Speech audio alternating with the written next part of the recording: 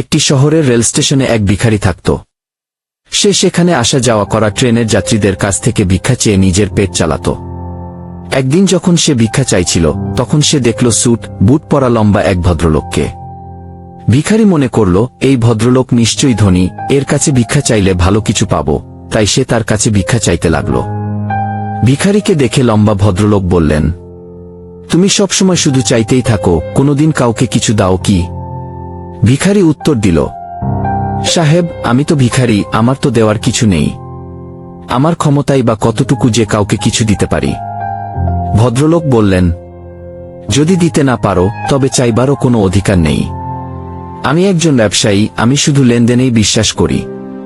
যদি তোমার কাছে দেওয়ার মতো কিছু থাকে তবেই আমি তোমাকে কিছু দিতে পারব। এ কথা বলে তিনি ট্রেনে উঠে চলে গেলেন। ভিখারি সেই কথা নিয়ে গভীরভাবে ভাবতে লাগল। সে অনুভব করল, হয়তো আমি ভিক্ষা পাই না ঠিকঠাক, কারণ আমি এর বদলে কাউকে কিছু দিতে পারি না। কিন্তু আমি তো ভিখারি, কি বা দিতে পারি? অনেক ভেবে সে সিদ্ধান্ত নিল, এখন থেকে যেই তাকে ভিক্ষা দেবে সেও কিছু না কিছু ফিরিয়ে দেবে। কিন্তু প্রশ্ন থেকে গেল, সে কি দেবে? দুদিন এ নিয়ে ভাবতে ভাবতে সে কোনো উত্তর পেল না। তৃতীয় দিন স্টেশনের কাছে বসে থাকতে হঠাৎ তার চোখে পড়ল কয়েকটি ফুল, যা পাশের গাছে ফুটেছিল। তার মাথায় এলো, আমি ভিক্ষার বদলে মানুষকে ফুল দিলে কেমন হয়। ভাবনাটা তার ভালো লাগল। সে কিছু ফুল ছিঁড়ে নিল এবং ট্রেনে ভিক্ষা চাইতে ঢুকল। এবার কেউ তাকে ভিক্ষা দিলেই সে পাল্টা ফুল তুলে দিত। লোকেরা ফুল পেয়ে খুশি হতো এবং তা যত্ন করে রাখত। কিছুদিনের মধ্যেই সে বুঝল, আগের চেয়ে অনেক বেশি লোক তাকে ভিক্ষা দিচ্ছে। যতক্ষণ পর্যন্ত তার কাছে ফুল থাকত, ততক্ষণ ভিক্ষাও ভালোভাবে মিলত।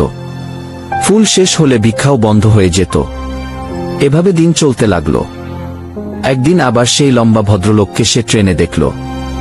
ভিখারি দ্রুত তার কাছে গিয়ে বলল, আজ আমার কাছে আপনাকে দেওয়ার মতো ফুল আছে।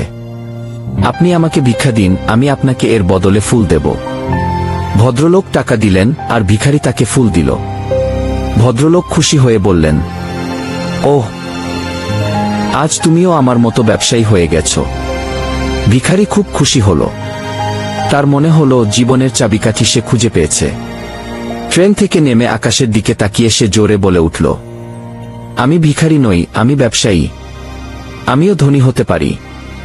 লোকেরা ভাবল ভিখারি পাগল হয়ে গেছে। কিন্তু পরের দিন থেকে সে আর সেই স্টেশনে দেখা গেল না। 6 মাস পর একই স্টেশনে দুজন স্যুট বুট পরা ভদ্রলোক ভ্রমণ করছিল। একজন আরেকজনকে দেখে হাত মিলালেন। প্রথমজন বললেন, আপনি আমাকে চেনেন না? আমরা এর আগেও 2 বার দেখা করেছি। দ্বিতীয়জন বললেন, না, মনে পড়ছে না। প্রথমজন হেসে বললেন, আমি সেই ভিখারি যাকে আপনি প্রথমবার ভিক্ষা দিতে অস্বীকার করেছিলেন আর দ্বিতীয়বার ফুল কিনেছিলেন। দ্বিতীয়জন অবাক হয়ে বললেন, ওহ, মনে পড়ল। কিন্তু আজ তুমি স্যুট বুট পরে কোথায় যাচ্ছ? প্রথমজন উত্তর দিল, হ্যাঁ, আমি সেই ভিখারি, কিন্তু এখন আমি ফুলের বড় ব্যবসায়ী।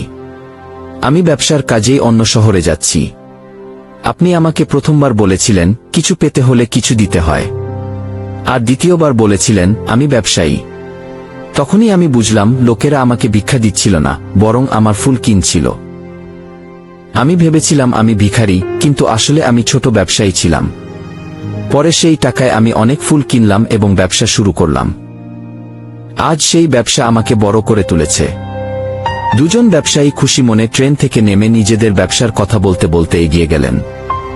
এই গল্প আমাদের শেখায়, আমাদের চিন্তাভাবনাই আমাদের জীবনকে বদলে দিতে পারে।